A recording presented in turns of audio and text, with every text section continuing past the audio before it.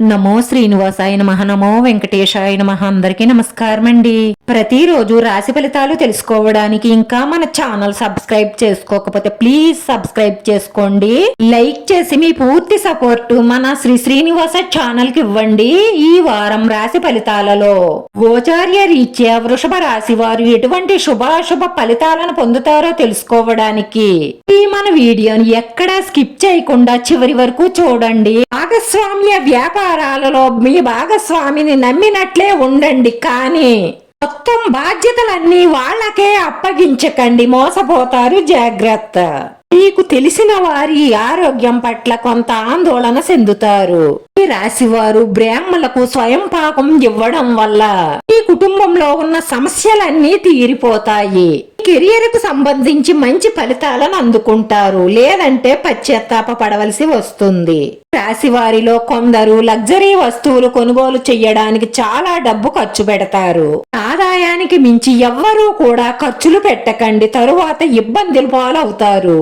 స్త్రీలకు పని వాళ్లతో ఒత్తిడి సికాకులుంటాయి. కోర్టు పనులు వాయిదా పడతాయి. రుణానికి సంబంధించిన విషయాలలో కుటుంబ సభ్యులతో ఆలోచించి నిర్ణయం తీసుకోవడం మంచిది.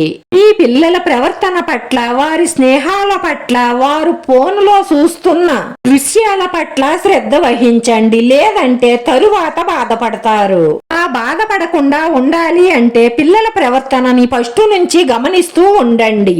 మన బిజీల్లో మనం ఉండి పిల్లల్ని అలా వదిలేస్తే వారు చెడుకి ఎక్కువగా ఆకర్షితులవుతారు. మనం పిల్లల్ని గమనించడం వల్ల వారిని మంచి మార్గంలో పెట్టే అవకాశాలు ఉంటాయి.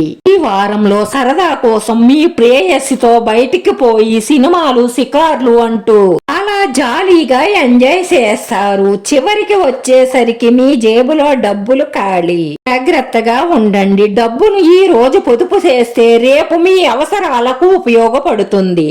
వృత్తి, ఉద్యోగ, వ్యాపారాలలో మంచి ఫలితాలనే పొందుతారు. పాత అప్పులను తీర్చాలని మీరు చేసే ప్రయత్నంలో చాలా వరకు విజయం సాధిస్తారు. కార్యాలయంలో మీ శ్రమకు, మీ పనితనానికి తగిన గుర్తింపు లభిస్తుంది. ఉద్యోగం కోసం ఎదురు చూస్తున్న వ్యక్తులు కొన్ని శుభవార్తలను వింటారు. సోమవారం రోజు శివయ్య దర్శనం చేసుకుని చందనాన్ని సమర్పించండి. వ్యాపారస్తులకైతే మంచి లాభాలు లభిస్తాయి. మీరు ఏ రంగంలో ఉన్నా సరే మంచి పేరు ప్రతిష్టలు సంపాదిస్తారు. ఈ రాశి వారి పరిహారంలో వెంకటేశ్వర స్వామి ఆలయ దర్శనం చేసుకుని వెంకటేశ్వర స్వామికి తులసిమాలను సమర్పించి మనస్ఫూర్తిగా వెంకటేశ్వర స్వామికి మీ మనసులో ఉన్న కోరికలన్నీ చెప్పండి. భక్తి శ్రద్ధలతో భగవంతుడి మీద భారం వేస్తే తప్పకుండా మన సమస్యలన్నీ తీరతాయి.